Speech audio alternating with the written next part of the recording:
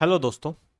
Biology के आज के हमारे इस सेशन में मैं लेके आया हूँ आपके लिए लास्ट 3 इयर्स के जो प्रीवियस ईयर में जो एसएससी या कुछ अन्य एग्ज़ाम से कुछ क्वेश्चंस आए हैं।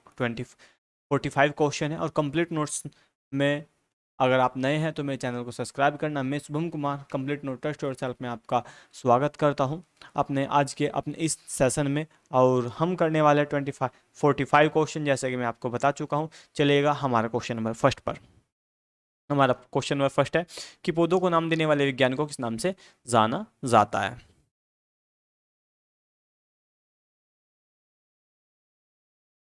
आपके सामने टाइमर चला हुआ है 20 सेकेंड का।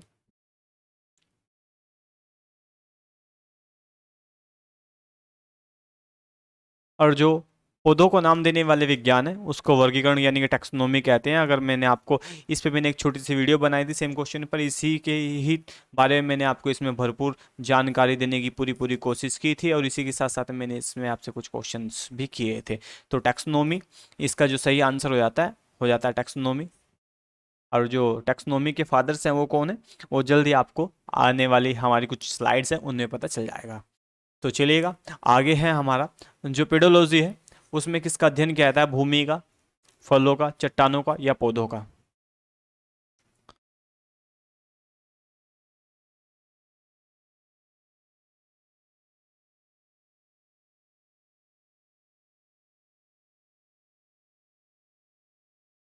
तो पेडोलॉजी के तहत किसका अध्ययन किया जाता है, पेडोलॉजी के तहत किया जाता है भूमि का अध्ययन किया जाता है। यानी कि थोड़ा तो कहीं ना कहीं मिट्टी का अध्ययन इसमें क्या किया जाता है, इसमें मिट्टी का अध्ययन किया जाता है पेडोलॉजी के अंतर्गत।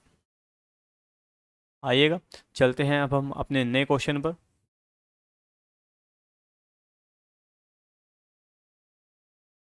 अब देखो, ये यहाँ पे मैंने जस्ट आपको बताने की थोड़ी सी कोशिश की है कि यहाँ पे कुछ स्टडीज़ लिखी हुई है, इसका आप स्क्रीनशॉट ले सकते हैं प्रॉपर तरीके से। ये यहाँ पे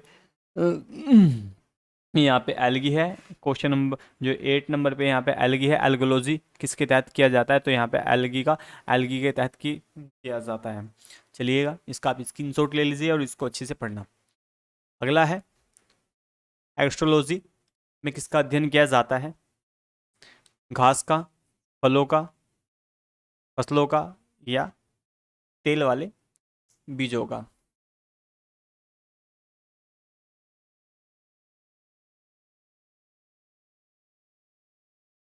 तो जो इसका हमारा सही आंसर हो जाता है, इसके अंतर्गत किया जाता है घासों का अध्ययन। तो आपसे पूछा गया था एल्गिस्ट्रोलॉजी में किसका अध्ययन किया जाता है, तो इसका जो सही आंसर हो जाता है वो क्या होता है, घासों का अध्ययन। इसमें घासों का अध्ययन किया जाता है।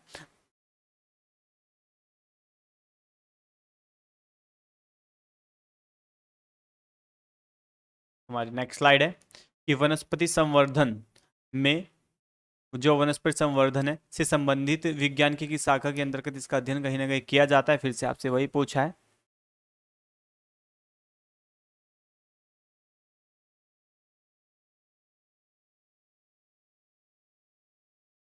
तो हमारा जो वनस्पति संवर्धन से संबंधित जो आंसर हो जाता है वो क्या हो जाता है, हार्टिकल्चर। इसका आंसर हमारा प्रॉपर तरीके से हो जाता है। और फ्लोरिकल्चर के अंतर्गत किसका अध्ययन किया जाता है, आपको कमेंट करके बताना है। आपको कमेंट्स में बताना है कि फ्लोरिकल्चर के अंतर्गत किसका अध्ययन किया जाता है। अगली स्लाइड है हमारा जो पुष्पों का अध्ययन है। पुष्पों के अध्ययन को किसके अंतर्गत किया जाता है, आपसे मैं बता दूं आपको कि पुष्पों का जो अध्ययन होता है, पुष्प दो प्रकार के होते हैं, एक फूल वाले पुष्प और कुछ जो पौधे होते हैं दो प्रकार के होते हैं, अपुष्पीय पौधे और पुष्पीय पौधे और अपुष्पीय पौधे। जो पुष्पीय पौधे होते हैं उनको हमने जो अपुष्पीय पौधे होते हैं हमने उनको इसके अंतर्गत रखा है, क्रिप्टोगेम्स के अंतर्गत रखा गया है। जबकि जो पुष्प वाले पौधे होते हैं उनको हमने किसके अंतर्गत रखा गया है, उनको फेनरो गेम्स के अंतर्गत रखा गया है। तो जो पौधों के अंतर्गत आने वाला जो अध्ययन है उसको क्या कहते हैं, एंथ्रोलॉजी। इसको एंथोलॉजी इसको कहा जाता है। चलिएगा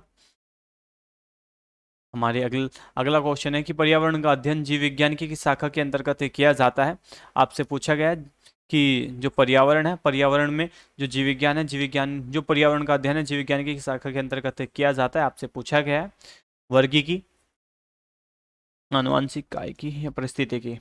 तो जो हमारा इसका आंसर हो जाता है वो हो जाता है पारिस्थितिकी, कि इसके अंतर्गत ही बहुत सारी जो पूरा पूरा वनस्पति विज्ञान है उसका अंतर्गत, उसका हम जो इन्वायरमेंट है, इन्वायरमेंट के अंतर्गत जो परिस्थिति है, हमारी इकोसिस्टम है, उसी में ही हम क्या करते हैं, पर्यावरण का अध्ययन हमने करना होता है।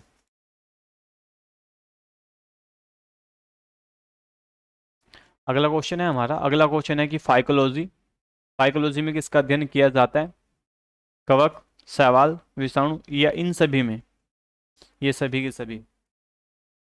साइकोलॉजी में जस्ट अगर आपने पिछली कुछ स्लाइड्स देखी होगी मेरी, जिसका मैंने अभी स्क्रीनशॉट लेने को कहा था, तो उसमें मैं टाइम नहीं रुक पाया हूँ, बट मुझे क्वेश्चन कराने हैं जल्दी से जल्दी याद। तो ये जो इसका आंसर हो जाता है वो हो जाता है सवाल। तो फाइकोलॉजी के अंतर्गत किसका अध्ययन किया जाता है, सवालों का अध्ययन किया जाता है, और इसका वायरोलॉजी में किया जाता है।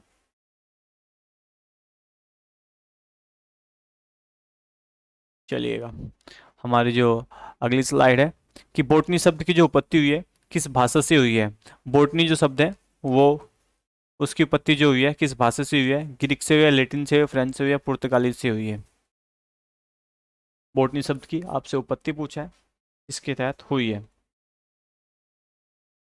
तो हमारा जो इसका सही सही आंसर हो जाता है वो सही आंसर हो जाता है कि इसकी जो बोटनी शब्द की जो उत्पत्ति हुई है, बोटनी शब्द की जो उत्पत्ति जो उत्पत्ति हुई है वो हुई है ग्रीक भाषा से।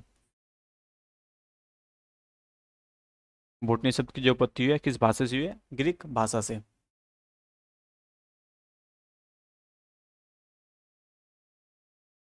अगला है वनस्पति विज्ञान के जनक किसे माना जाता है। वनस्पति विज्ञान के जो जनक है वो किसे माना जाता है, वनस्पति विज्ञान के जनक थियोफ्रैक्टस, डार्विन या पुरकिंजे, अरस्तु को। अरस्तु को जूलॉजी और बायोलॉजी दोनों का ही क्या माना जाता है, फादर्स माना जाता है। और जबकि जो वनस्पति विज्ञान है उसका जो फादर्स है उसको किसका माना जाता है, उस थियोफ्रैक्टस का ही इसे माना जाता है। अगला है, ये यहाँ पे कुछ फादर्स लिखे हुए हैं, आप इसका भी स्क्रीनशॉट ले सकते हैं। ये बैक्टीरियोलॉजी है, यहाँ पे जो वर्ड है ये बैक्टीरियोलॉजी है, चूंकि ये सब्सक्राइबर जो फोटो लगाया है उसके जस्ट नीचे चला गया है। आप देख सकते हैं यहाँ पे कि बोटनी के थियोफैक्टस है, अरस्तु, अरस्तु किसके हैं, बायोलॉजी के है, इकोलॉजी के है कार्लिनस, माइक्रोबैक्टीरिया के है माइक्रो, जो बायोलॉजी है वो है एंटोनियो वन लुकवेहान्स, इको जो हमारी इकोलॉजी है फिर से कार्लिनस है, और जेनेटिक्स के कौन है, गेगर मेडल्स है, जो जूलॉजी के है अरस्तु है, और यहाँ पे मैंने बता दिया है आपको ये बैक्टीरियोलॉजी लिखा है, बैक्टीरियोलॉजी का है रॉबर्ट कोच। आइएगा चलते हैं हम आगे। जीव विज्ञान, जीव विज्ञान के जनक के नाम से किसे जाना जाता है, जस्ट मैं अभी अभी आपको बता रहा था कि इसका जो सही आंसर हो जाता है वो क्या हो जाता है, अरस्तु हो जाता है हमारा। चलिएगा आगे।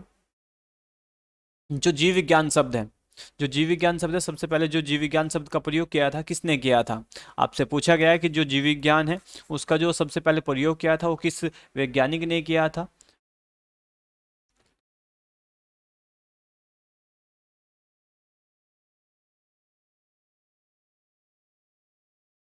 तो इसका आंसर हो जाता है लेमार्क और ट्रेवेन्स ने इसका क्या किया था, जो जीव विज्ञान का सबसे पहले प्रयोग किया था इन्हीं दोनों वैज्ञानिकों ने किया था, लेमार्क और ट्रेवियन विनस ने इनका जीव विज्ञान जो शब्द की उत्पत्ति की थी वो इन्होंने दोनों ने की थी मिल करके।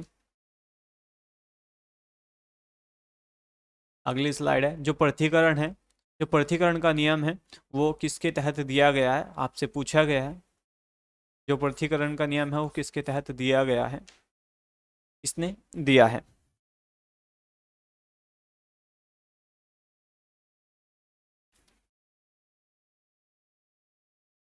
तो हमारा जो आंसर हो जाता है वो किसने दिया गया, वो मेडल ने दिया गया है। चूंकि मैं आपको बता दूं इन्होंने ही, गेगर मेडल्स ने ही किसकी खोज की थी, आनुवांशिकता की यानी कि जेनेटिक्स की खोज की थी। और जेनेटिक्स के क्षेत्र में यानी कि डीएनए के क्षेत्र में भारत के एक वैज्ञानिक हैं, उनको क्या मिला था, नोबेल प्राइज मिला था। आगे चलते हैं। हार्मोन्स जो शब्द का नामांकन है वो किसके तहत, वो नामांकन किसने किया था, हार्मोन शब्द का जो नामांकन है वो किसने किसने किया था, आपसे पूछा गया है।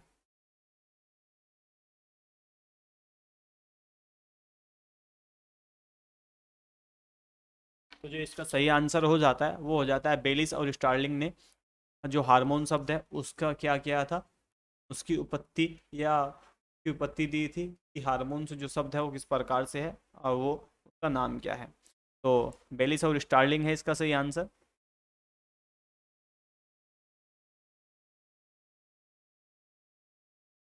अगली स्लाइड है, जो जीवाणु आकार में छोटे होते हैं वो क्या कहलाते हैं। जो जीवाणु आकार में छोटे होते हैं क्या कहलाते हैं, आपसे पूछा गया है।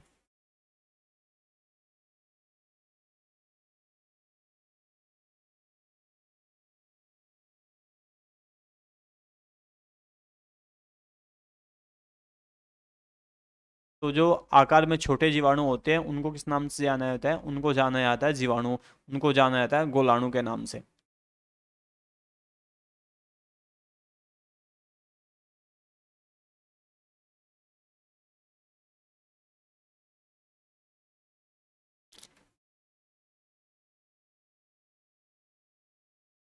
जो जीवों की साधारण आकृति होती है वो किस प्रकार की होती है, जो जीवाणुओं की जो आकृति होती है वो किस प्रकार की होती है, सर्पिल के आकार के होते हैं, वो गोल होते हैं, छड़ रूपी होती है, कोमल रूपी होती है, आपसे पूछा गया है।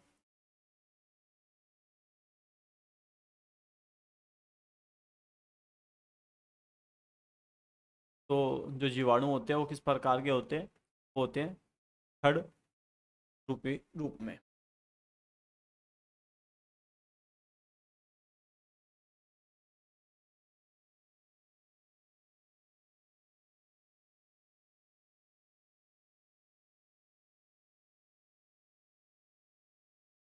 जिन पौधों पर बीज नहीं बनते हैं, जिन पौधों पर बीज नहीं बनते हैं किंतु किंतु आ, जिन पौधों पर बीज बनते हैं किंतु पुष्प नहीं लगते हैं क्या कहलाते हैं, आपसे पूछा गया है।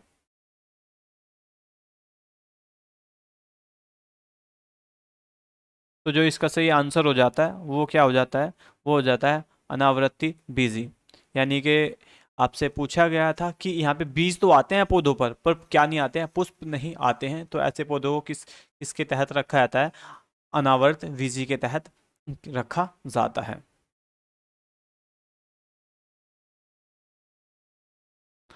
अगला है, जो जीवाणु की खोज सर्वप्रथम किसके द्वारा की गई थी, यानी कि जो जीवाणु है यानी कि बैक्टीरिया है उसकी खोज सबसे पहले किसके द्वारा की गई थी, रॉबर्ट कोच है, लुई पास्चर है, वेन लुवेन हांग है या रॉबर्ट हुक है।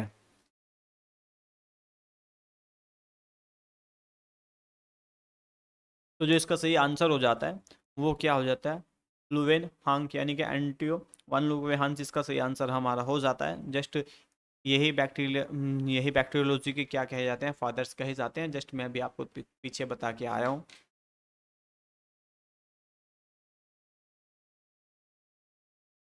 अगला क्वेश्चन है, जो द्विनाम पद्धति है, जो द्विनाम पद्धति है उसका प्रतिपादन किसके द्वारा किया गया था। जो द्विनाम पद्धति है इसमें वंश और जाति, इसमें वंश और जाति से संबंधित है ये द्विनाम पद्धति। ये किसके द्वारा लिया गया था, तो ये जो प्रतिपादित किया गया था वो किया गया था लिनस के द्वारा, और लिनस की एक पुस्तक है जिसमें इन्होंने सिस्टीमा हिस्टोरिका में इन्होंने द्विनाम पद्धति का क्या किया गया है, नामांकन किया गया है कि किस प्रकार से कोई वंश और किसी वंश में जो जाति होती है वो किस प्रकार से जीवित रहती है और वो एक दर से दूसरी दर में पहुंच जाती है। अगला हमारा क्वेश्चन है, हमसे पूछा गया कि फलों का अध्ययन क्या कहलाता है।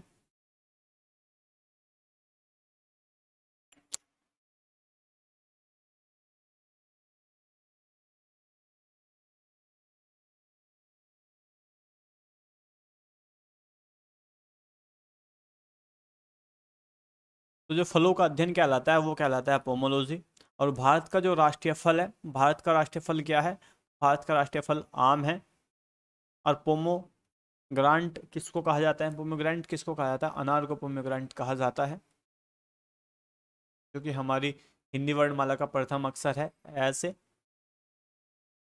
आइएगा चलते हैं अगले क्वेश्चन पर, जो साबुत दाना है वो किससे बनाया जाता है, जो साबुत दाना है किससे बनाया जाता है।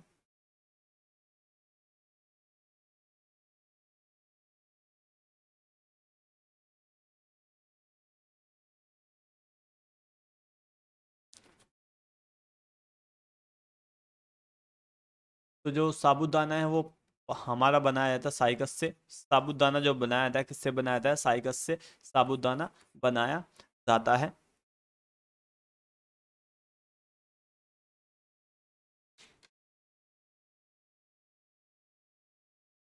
अगला है स्पर्मोलॉजी में किसका अध्ययन किया जाता है?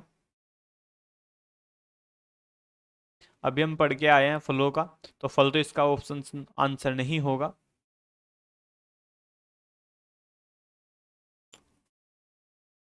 स्पर्मोलॉजी से आपसे पूछा गया, तो जो स्पर्मोलॉजी में अध्ययन किया जाता है वो किया जाता है किसका? वो किया जाता है हमारा जो बीज होते हैं उनका अध्ययन किया जाता है।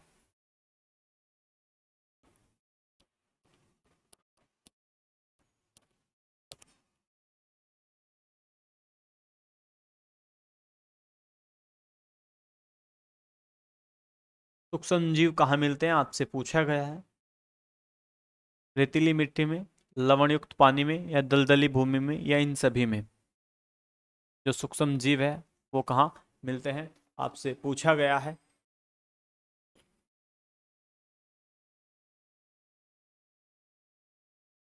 तो जो इसका सही आंसर हो जाता है वो हो जाता है इनमें, इन सभी में। जो सूक्ष्म जीव होते हैं वो कहाँ मिलते हैं? इन सभी में मिल जाते हैं।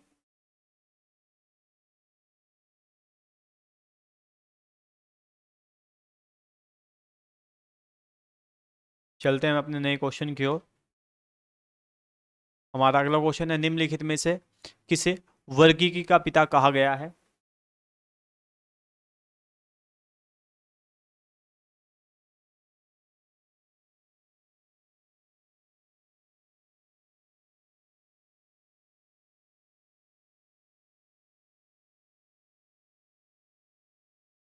तो वर्गी का जो पिता है यानी कि टैक्सोनॉमी के जो फादर्स हैं वो किसको कहा गया है? टैक्सोनॉमी के जो फादर्स है वो लिनस को कहा गया है, कार्ल लिनस जो है उनको बताया गया है।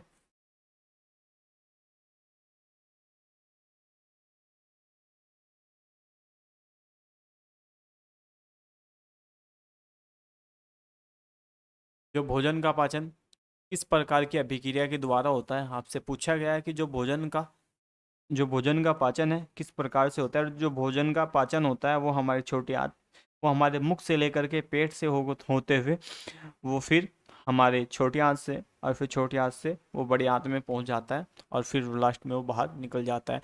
तो जो भोजन का पाचन होता है, भोजन का जो पाचन किस प्रकार की जो अभिक्रिया होती है वो होती है अपचयन की अभिक्रिया। अपचयन की अभिक्रिया के साथ ही इस प्रकार का जो हमारा अभिक्रिया है वो चलती रहती है। अगला जो क्वेश्चन है आपसे पूछा गया है कि पौधों में आवश्यकता से अधिक जल किस प्रक्रिया द्वारा बाहर निकालते हैं? जो पौधे हैं, पौधों में आवश्यकता से अधिक जल किस प्रक्रिया द्वारा बाहर निकल जाते हैं? तो आपके सामने ऑप्शंस है। तो इसका जो सही आंसर हो जाता है वो हो जाता है वाष्प उत्सर्जन के द्वारा। यानी कि जो पौधे होते हैं वो आवश्यकता से अधिक जब जल ग्रहण कर लेते हैं तो वाष्पोत्सर्जन करते हैं। वाष्पोत्सर्जन के साथ साथ में क्या करते हैं, जो एक्स्ट्रा पानी लिया होता है उसको क्या कर देते हैं, उसको रिमूव कर देते हैं वो।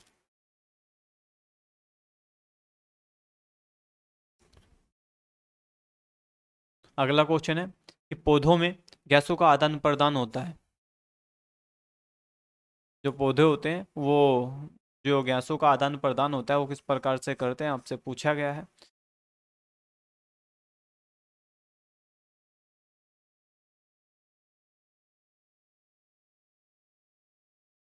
तो जो इसका सही आंसर हो जाता है रंधक।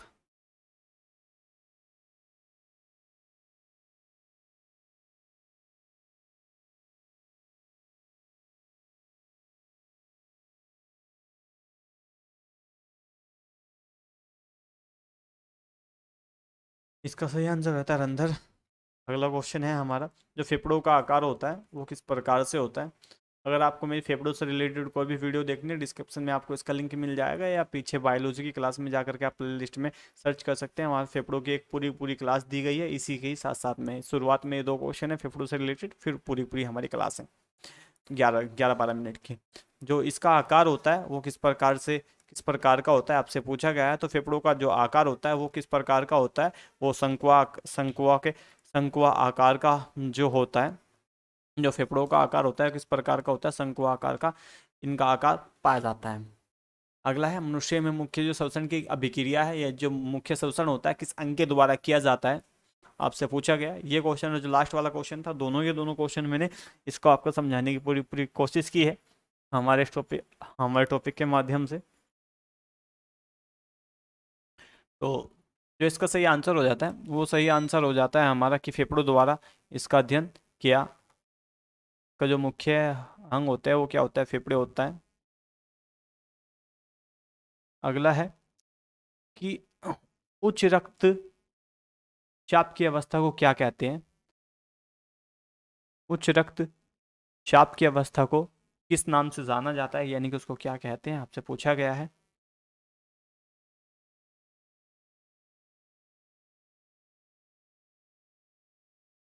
तो उसे जाना जाता है हाइपरटेंशन। उसे किस नाम से जाना जाता है, जब यानी कि रक्तचाप शरीर में बढ़ जाता है, यानी कि उसकी अवस्था बढ़ जाती है, तो उसे किस नाम से जाना है, तो उसे हाइपरटेंशन के नाम से क्या करते हैं, जाना जाता है। हाइपरटेंशन, आपके सामने दो ऑप्शन है, हाइपोटेंशन और हाइपरटेंशन। तो इसका सही आंसर हो जाता है हाइपरटेंशन। अगला है, छाया में पनपने वाले जो पौधे होते हैं वो क्या कहते हैं। छाया में पनपने वाले पौधों को किस नाम से जाना जाता है।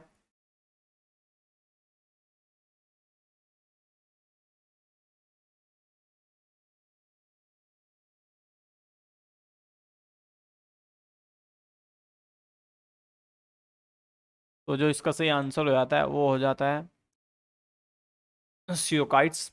तो सियोकाइट्स में यानी कि जो जो हमारे सैड होते हैं, सैड के अंतर्गत ही जो पौधे पनपते हैं उनको किसके नाम से जाना जाता है, उनको नाम से है ना सियोकाइट्स के नाम से उनको संबोधित किया जाता है। अगला है, वायुमंडल में सामान्यतः CO2, ये काफ़ी इंपॉर्टेंट क्वेश्चन है और काफ़ी बार अब तक एग्जामों में आ चुका है। आपसे पूछा गया है कि इसकी मात्रा क्या है। ये जो मात्रा है ये नाइट्रोजन की है। ये जो मात्रा है आपसे की मात्रा है, ये ऑक्सीजन की मात्रा है। और जो कि हमारी CO2 की जो मात्रा है वातावरण में वो कितनी है, 0.03%। किसकी मात्रा है, CO2 की मात्रा है।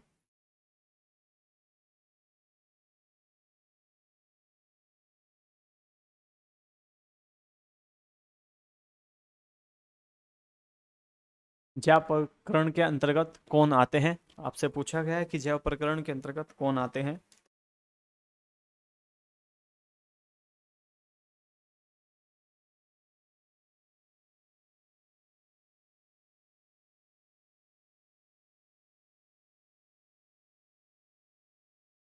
तो जैव प्रकरण के अंतर्गत इसका ये आंसर नहीं है, इसका आंसर ये है, ये सभी के सभी जो आते हैं ये जैव प्रकरण के अंतर्गत आते हैं। ये इसका आंसर नहीं है, ये इसका आंसर नहीं है। इसका जो आंसर सही आंसर है, ये सभी के सभी इसके अंतर्गत आते हैं, यानी कि जो हमारा जैव प्रकरण है उसमें पोषण भी होता है, उत्सर्जन भी होता है और शोषण भी होता है।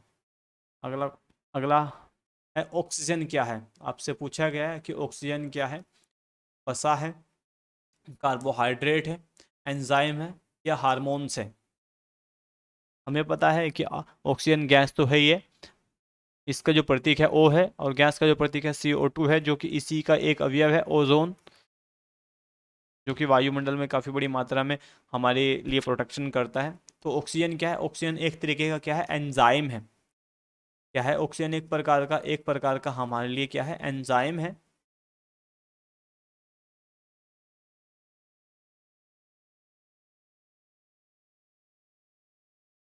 तो जो इसका अगला क्वेश्चन हो जाता है वो हो जाता है, रक्त में जो ग्लूकोज की मात्रा को नियंत्रित करता है। ग्लूकोज की जो मात्रा को नियंत्रित करता है, आपसे पूछा गया है इनमें से जो ग्लूकोज की मात्रा को कौन सा नियंत्रित करता है।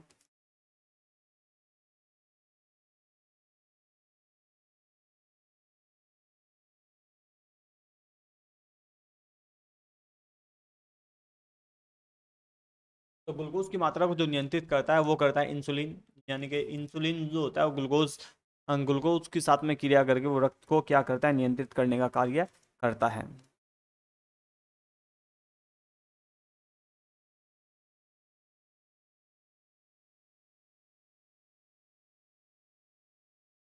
हमारा अगला क्वेश्चन है, मनुष्य में जो बुद्धि होती है, बुद्धि एवं चतुराई का जो मुख्य केंद्र होता है, आपसे पूछा गया है कि वो क्या है।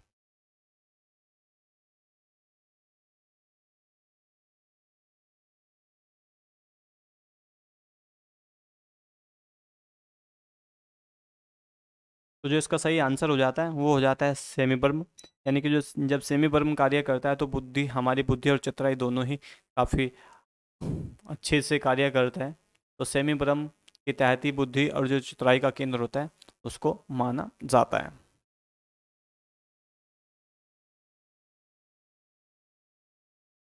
हमारा अगला क्वेश्चन है कि एक स्वस्थ जो मनुष्य होता है उसका जो रक्तचाप होता है, यानी कि जो मनुष्य का जो रक्तचाप होता है वो कितना होता है, यानी कि जिसको हम बीपी बोलते हैं, बीपी बोलते हैं, वो हाईएस्ट और लोएस्ट सामान्य आदमी का कितना होना चाहिए या किसके बीच में होना चाहिए, आपसे पूछा गया है।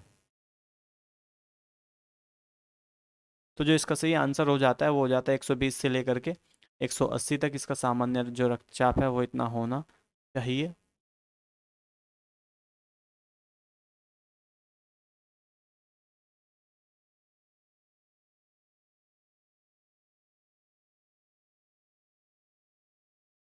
अगला है, मनुष्य के मस्तिष्क की जो सबसे भारी झिल्ली होती है उसको किस नाम से जाना जाता है। मनुष्य की जो मस्तिष्क की सबसे भारी झिल्ली होती है उसे किस नाम से जाना जाता है।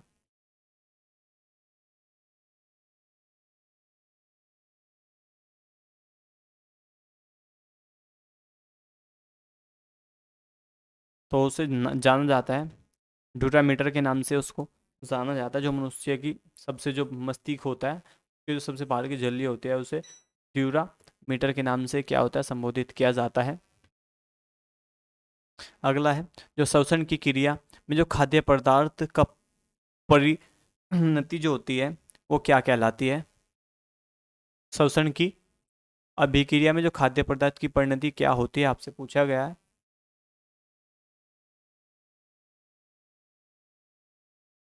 तो जो इसका आंसर हो जाता है वो हो जाता है विघटन। जब खाद्य पदार्थ छोटे छोटे जब छोटे छोटे पार्टिकल्स में टूट करके हमारे श्वसन तक पहुंचता है ताकि उनसे हमें क्या मिल सके, ऑक्सीजन के साथ साथ में जो जल ग्रहण किया जाता है वो भी, और अन्य जो घटक होते हैं वो हमारे शरीर तक, हमारे रक्त तक पहुंच सके, वो विघटन के माध्यम से संभव हो पाता है। अगला है, मनुष्य के सूंघने की जो क्षमता को नियंत्रित करता है, मनुष्य की जो सूंघने की जो क्षमता होती है उसको कौन नियंत्रित करता है।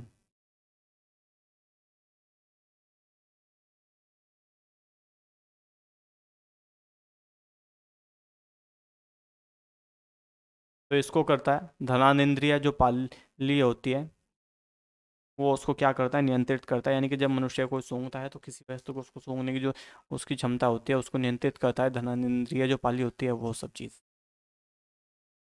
अगला क्वेश्चन है, किस अभिक्रिया द्वारा पौधों में ऑक्सीजन बाहरी आवरण से कोशिका में पहुंचता है। किस अभिक्रिया द्वारा पौधों में जो ऑक्सीजन है बाहरी वातावरण से कोशिकाओं में पहुंचता है।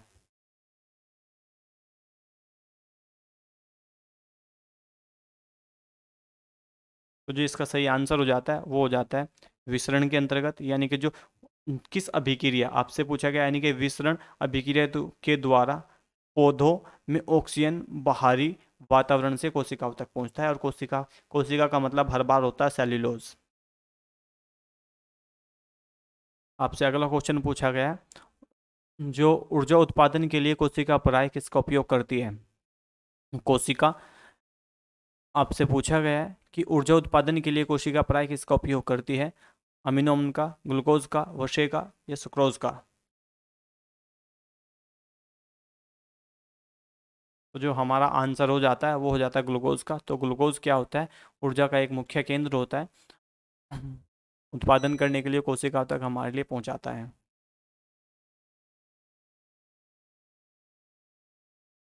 वह प्रक्रिया जिसके द्वारा मनुष्य जो हमारी सांस ग्रहण करता है तथा छोड़ता है को क्या कहते हैं।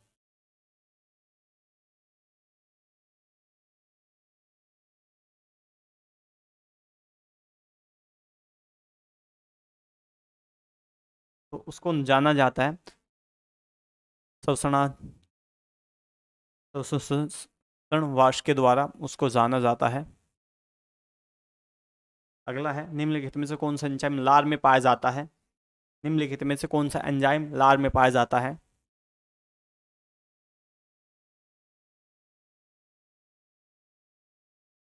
तो जो इसका सही आंसर हो जाता है वो होता है टाइलिन।